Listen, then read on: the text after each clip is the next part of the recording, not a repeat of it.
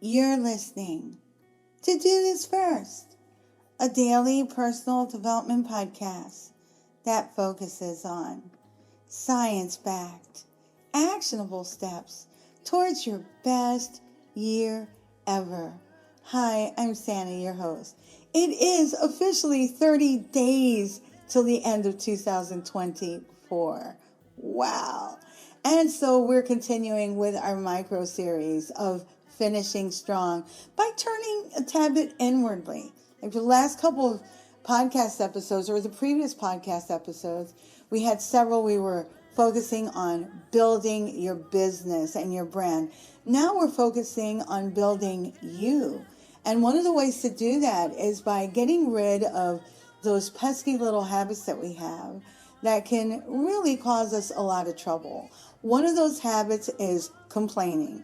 Complaining is a behavior that everyone engages in, yet it remains widely misunderstood, I would say. Today we're looking at why we complain, its potential benefits. Believe it or not, there are some benefits, and how to distinguish between constructive and destructive complaining, and also a couple of strategies that can help you move past chronic complaining. So why do we complain?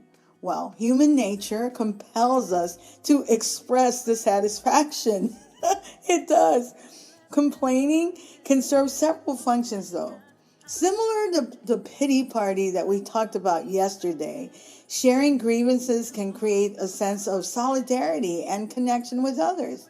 It's a way to express shared feelings and build rapport and social context. Venting about problems can be therapeutic at times. It releases pent-up frustration and stress, and it provides temporary relief, but it is a horrible long-term strategy, as it keeps you in the negative and can make you feel worse. Often, complaints are not just expressions of discontent, but also calls for help. By articulating our issues, we hope others will offer advice or find resolutions. In times of stress or transition, engaging in complaints can serve almost as a coping strategy, a way of processing through difficult emotions.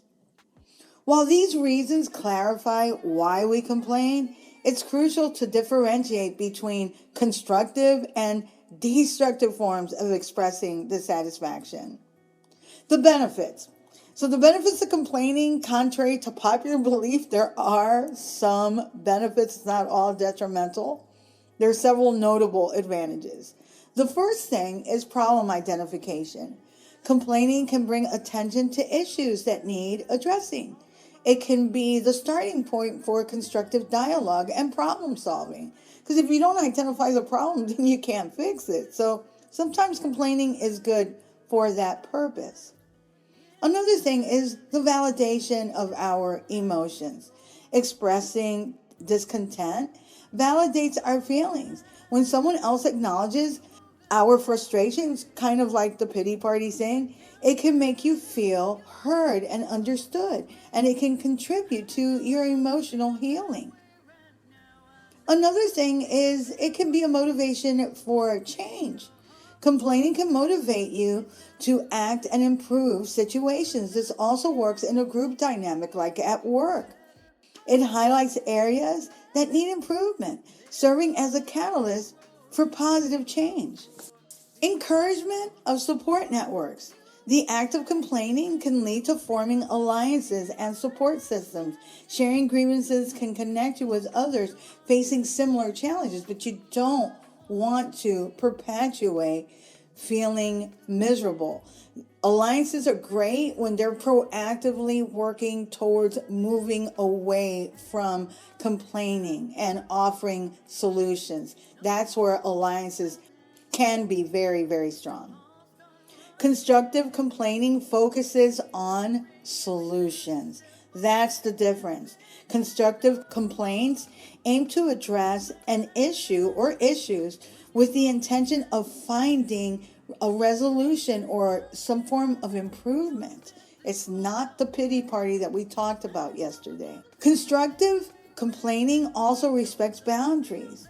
Individuals engage in respectful communications, recognizing the potential impact of their words on others. It invites collaboration too. Constructive complainers seek support. They seek ways of finding solutions. They present issues as opportunities for collaboration and growth, kind of comparing notes. Destructive complaining is so easy to spot. I mean, like pity party, it's endless venting. Destructive complaining entails moaning without seeking solutions, often leading to a negative loop of dissatisfaction. It also, they love to play the blame and criticism game. This type involves like pointing fingers and criticizing others without taking responsibility or ownership for their own feelings or their role in the situation. It really creates a discouraging atmosphere.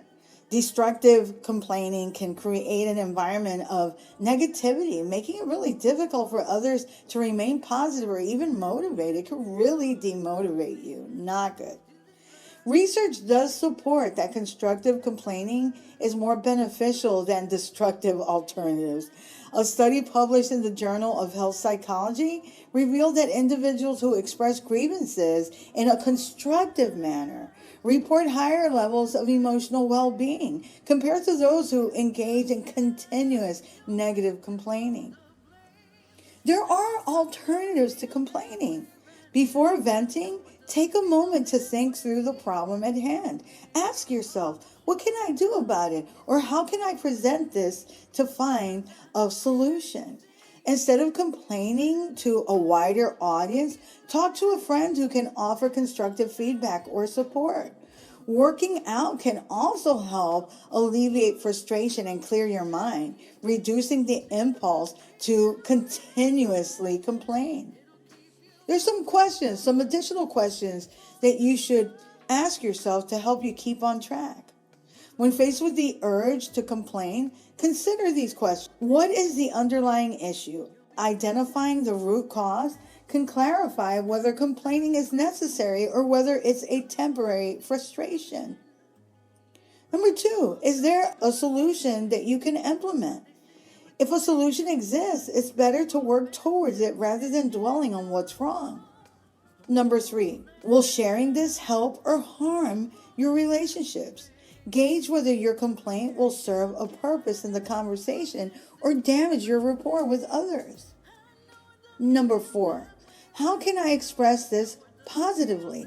Think about rephrasing your thoughts in a constructive way that focuses on solutions rather than fault. Another strategy you can implement straight away is establishing a complaint-free day. Implementing a complaint-free day can be a transformative experience. Here's how it works. In the beginning, you should designate a particular day. The tendency is to say that you can go the whole day or any day without complaining, though it is a noble thought. It is not realistic and can set you on a downward spiral into the rabbit hole of complaints. Start small. Pick a day or a certain block of time and expand from there. When we intentionally avoid complaints, we can train our brains to routinely look for the positives. That is one of the main reasons and benefits of doing this. It can help your inner peace and overall well-being because you're not focused on complaining. Set clear intentions for the day that you designate. Review the day before it happens. What are some areas that might make it hard for you not to complain? Some people in your life might have the amazing gift of irking you consistently. It's good to think about how you would handle interactions with that person or those people in your complaint-free day. Will you avoid them, ignore them, respond in the most positive way possible, or redirect the conversation? Giving this some thought will help you reach your goal of remaining complaint-free for that day. Designate an accountability partner. Friends love pointing out when we mess up. Tap one to help you stay on point on your complaint-free day. Also, keep track of the complaints that you want to make. Catch yourself before you start complaining and redirect your attention to writing it down. It doesn't matter how trivial or small you think it is. Most people focus on the larger than life complaints, but honestly, it's the small things that compound and wreck your day and relationships. Take these steps. Number 1, review, reflect, and try to pinpoint why you wanted to complain about it. Number 2, what made you feel bad, upset, annoyed, or angry? Number 3, ask yourself, is it really worth complaining about? Number 4, try to come up with a better way of addressing the situation. And number 5, find a better solution than complaining. Focusing on the good can help you improve your relationships, your morale, and your overall life. If you like what you're hearing, don't forget to leave a review. You can also read a full transcript of this podcast episode and all of my podcast episodes on my blog, dothisfirst.life. And while you're there, sign up for my weekly newsletters. I have so many, and I am reviewing some of your topics, so look for updates in the upcoming week.